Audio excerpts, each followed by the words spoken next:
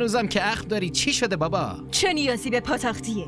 نه بابا، خب چرا پاتختی نگیرم؟ یه پاتختی مجلل برات میگیرم عزیزم. اصلا میدونی چیه؟ باغ روبرو رو برات رزرو میکنم. باغ رزرو کردی؟ آره، کوچه تنگ بود عزیزم. میدونی من آشنا خیلی زیاد دارم. یه عالمه پول خرج کردم. تو هم هر کی بخوای میتونی دعوت کنی.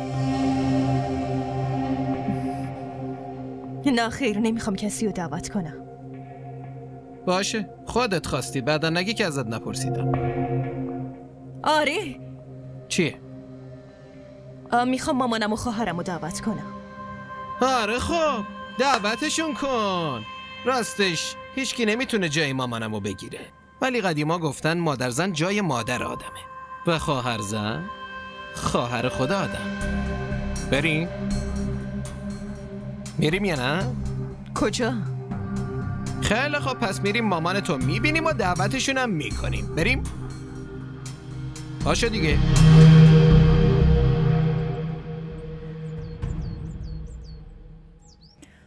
مامان بهش دعا بدید، ایشون دیگه دوماد شماست. شما که غریبه نیستین مادر جون. برای دخترتون یه عروسی مجلل گرفتم، باید دعام کنی. به به به، اینجا رو ببین. پس خواهرزن بنده تو یاره؟ دست بده، من شوهر خواهرتم. نه همینجوری خوبه. دیگه کیا تو خونتونن؟ چی؟ نه کسی نیست. بابام چند ماه پیش فوت کردن. اینم بگو که دلیل فوتش چی بوده؟ هم میتونی خودت بگی.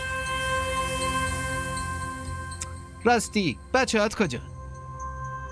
اونا اینجا چی کار دارن؟ اونا پیش باباشونن. درسته.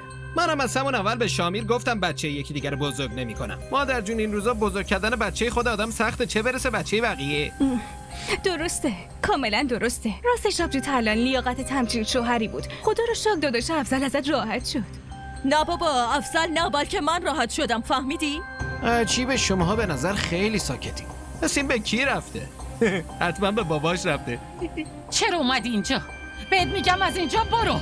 وای مادر جون، اومدیم پاتختی دعوتتون کنین، ولی شما از خونه ترلا. آخه با مهمون اینجوری رفتار میکنن عزیزم؟ با ما خوب رفتار نمیکنه، فقط با اون افضل خان خوب رفتار میکرد، چون همیشه دست پر میومد اینجا.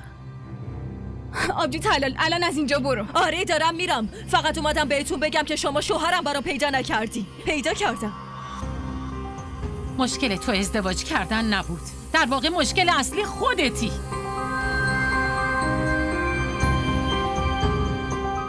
با عوض کردن شوهر تو عوض شدی، اخلاقت عوض شد. زن زندگی اصلا مثل تو نیست ترلان. زن زندگی میشم و نشونتون میدم.